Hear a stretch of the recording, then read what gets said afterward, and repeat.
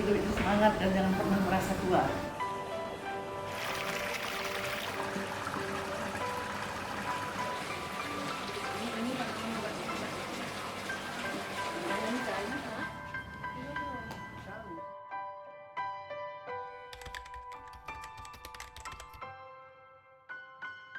Harus sebenarnya bisa melakukan apa saja.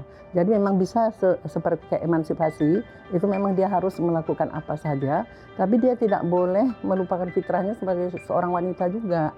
Jadi kalau macam kami dulu, orang tua Oma menuntut, sejago apapun kau mesti masuk dapur dulu gitulah. Karena rumah tangga yang misalnya kita punya suami, kita sebenarnya kalau di dalam agama Islam, tanggung jawab kita kan sama suami. Nah itu harus kita urus juga, tidak bisa dia kita tinggalkan. Jadi mungkin ya karena kebetulan orang tua saya pun tentara, mak pun hidup dalam organisasi yang ini, kami itu memang seperti terdera gitulah, terdera untuk maju. Nah jadi dipaksa gitu.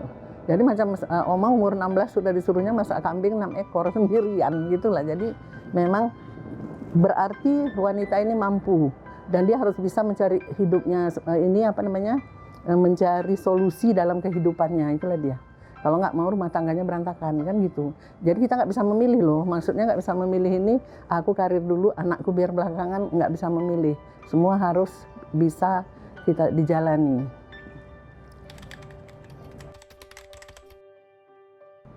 Gini, kalau kita pandai memanage waktu, Oma rasa nggak ada masalah.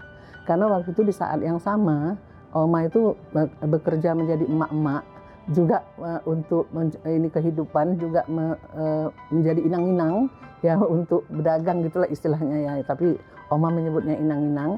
Dan di saat yang sama Oma juga mengajar bahasa Inggris dan juga waktu itu menjadi instruktur senam dan ketua Dharma Wanita di di Fakultas Hukum. Dan Oma bisa membagi waktu. Kenapa bisa membagi waktu? Ya kita harus pandai memanage waktu dulu. Begitu habis sembahyang subuh saya pergi belanja dulu. Habis itu begitu pulang cepat-cepat ngajar atau pergi rapat atau menjadi instruktur. Jadi kalau saya rasa kalau kita belajar memanage waktu itu dari awal itu kayaknya nggak ada masalah. Semuanya bisa kita carikan solusi.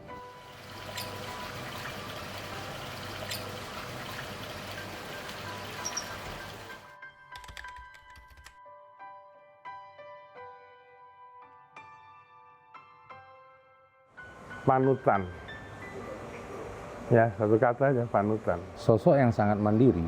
Oma itu orang yang sabar. Dia memberikan satu contoh sehingga pada satu titik kita dibuatnya sadar bahwa apabila engkau tidak membuat hidup seperti yang kubuat, hidup itu ternyata nggak enak gitu.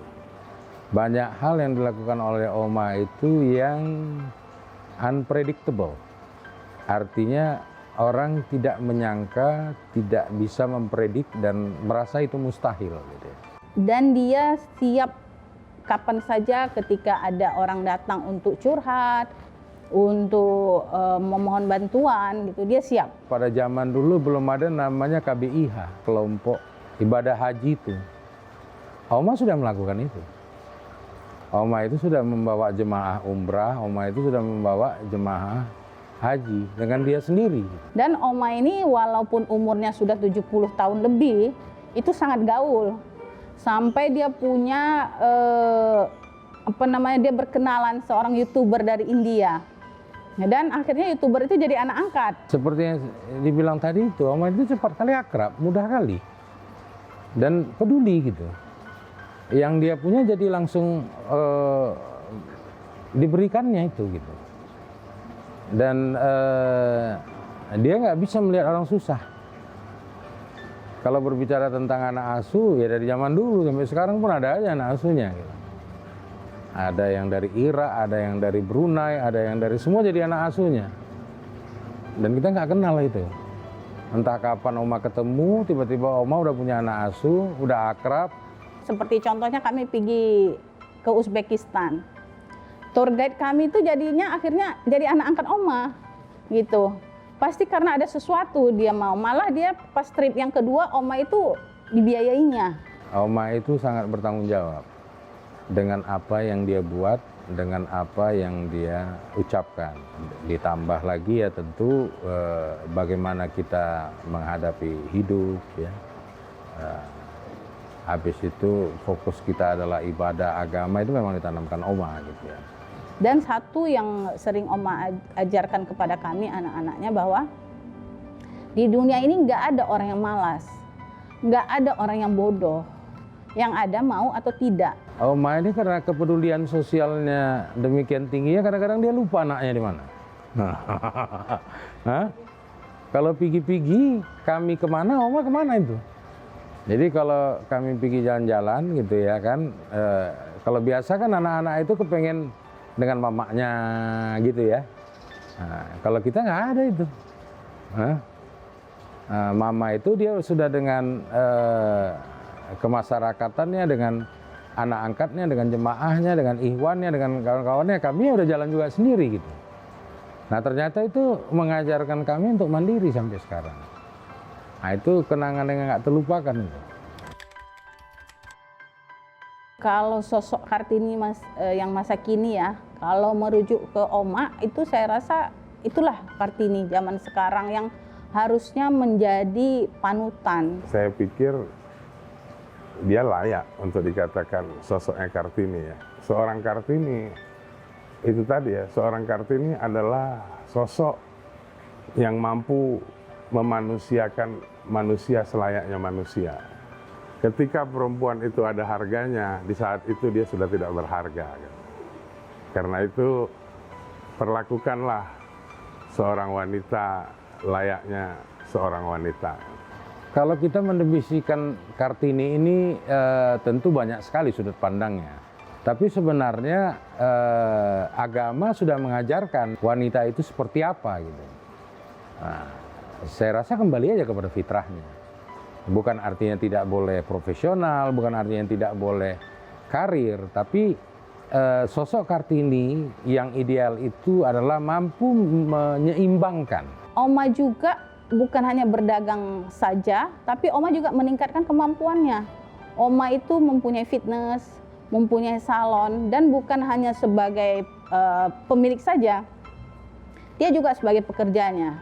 Oma mengambil kursus salon, sebelum membuka salon, memang mengambil kursus salon itu sampai ke Jakarta. Sebelum membuka fitness juga mengambil kursus sampai ke Jakarta, sampai menjadi penguji tingkat nasional. Jadi saya rasa sosok Kartini yang kita di zaman milenial itu harus seperti itu.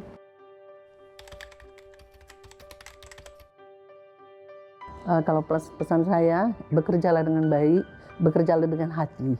Karena itu juga pesan dari orang tua. Kalau kau mau jadi apapun, orang tua tidak pernah menyuruh kau harus jadi wanita karir, harus jadi ini, enggak. Tapi apapun bekerjalah dengan hati. Nah pernah waktu itu keponakan saya mau jadi tukang bakso. Kata dia nggak apa-apa, asal kau jadi tukang bakso, the best in town. Jadi maksudnya gini, untuk wanita yang bekerja, ya bekerjalah dengan hati, bekerja dengan betul, tapi jangan lupakan juga bahwa fitrah kita ini adalah seorang ibu. Ya cuman sekarang saya rasa tidak sulit karena orang nggak punya banyak anak kan. Jadi nanti anaknya, ya ini aja kami udah habis anak muda kami semua sekolah. Nah dan paling penting lagi saya rasa dalam satu keluarga, anak-anak itu harus disekolahkan supaya saudaranya ngikut. Kalau yang paling tua nanti nggak sekolah, yang lain udah keenaan gitu, apalagi yang punya duit. Nah jadi rasanya ya pendidikan, dan yang paling penting ya di atas segala-galanya adalah pendidikan agama. Jadi kalau untuk wanita-wanita itu ya maksudnya manfaatkanlah waktu yang ada. Karena saya banyak kok melihat ibu-ibu yang lagi ngajar masih bisa juga baca Yasin 1 jam 1 hari, kenapa enggak kan gitu kan. Yang penting kalau saya bukan bisa atau tidak bisa, tapi mau atau tidak mau.